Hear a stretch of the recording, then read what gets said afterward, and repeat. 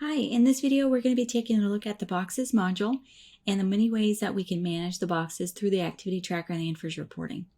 We're going to start in the boxes module, and I'm just going to use this record at 1 Tiger Drive. We do have that as the box 7242. We've got a lot of information here that we can record about the box itself, connecting it to a particular fire alarm company, which we can have that information stored in the directory about that company and get that information back out of the directory when we need to. Down at the bottom, we have a connection to the property contacts. So you can see there's a property contacts tab, and that's going to be filled in if we have connected it to the property record in the property module. And clicking on either of these buttons is going to open the property record as well.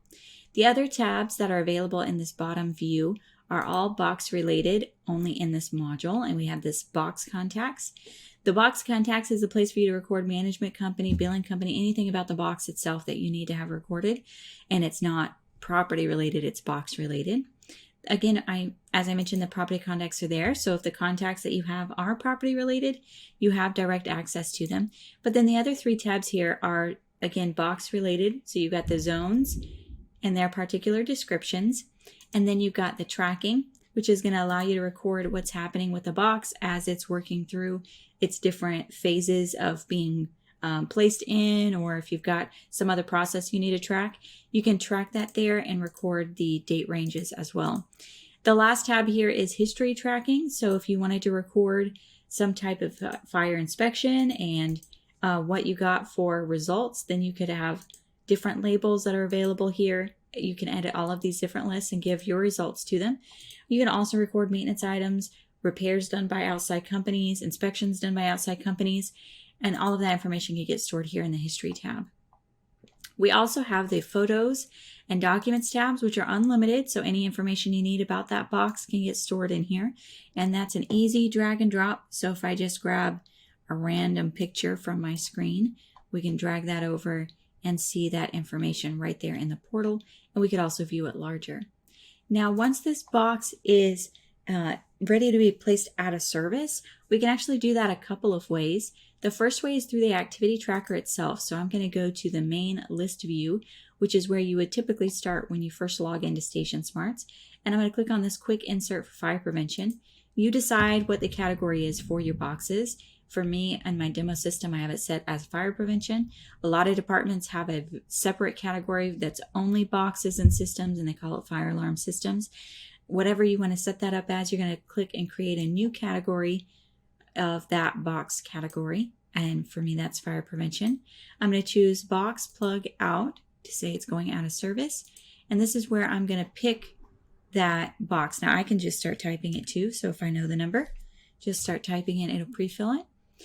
And then you can see we automatically filled in some things in the activity tracker sheet for you. So the time currently is automatically filled in. You can change it if you're back recording something that happened a while ago. But we also filled in the tracking number and also the property address that was in the boxes module that it was connected to. So all that gets connected. And there's the buttons here to be able to open the property module straight from that as well. The great thing about this is you can see this red feedback here is telling us that that box got placed out of service. And that is feedback from the boxes module itself. So it's kind of an extra visual to let you know it did actually happen the way it was supposed to happen. And we can see here it is out of service. Now, if we want to place it back in service, there's a couple ways we can do that. We can find that magnifying glass to find those entries. And we can see there's an entry where it was placed out and put back in. But here's that out entry that we just did. I'm going to go ahead and open that entry, change the action to in. And you can see it has set it in. We've got that in service automatically set back there. And we've also got the time in that got placed in the activity tracker sheet for us. And if we look back over at the boxes module, we can see it's now put back in service. So that's a really easy way to keep track of all of those. And if you need to get a record back out again about all of your boxes in and out of service, you can do that through the Filter Actions tab, searching on your box category, box in the action if you need to do that. And then you'll get a full list of all of the different boxes, whether they're in or whether they're out. They're going to show up in this list, and you can do all of the different reporting that you would do from the activity tracker. Before we end this video, I do want to show you one other place where you can track these boxes, and that's through the infers reporting. The infers reporting is automatically going to connect to a box if the address actually matches one of your box module addresses. So if there's a box module record that has that address as well, it automatically gets connected. So you can see here that it's showing in service. So I can click on that to show the record that put it in service or out of service. I don't have a record that created it yet. If I hold down the Alt key, it'll open up that box module record. So you can see that's available there. And we can actually create an out of service record here. So it's currently in service. Let's say because of this this incident, we are actually having to set it out of service. So I'm going to go up here to set alarm out of service. It's going to be fire prevention. It's a box plug out. It's going to be for today. And we could give the details, whatever you need to put in for the details. We're going to create it. You can see it did the same thing that would have done if we had created the record and chosen box plug out. It's setting everything out of service for us. Everything has been set up, and we can see in the infers report that it is out of service, and clicking on that will open that original record that set it out of service now.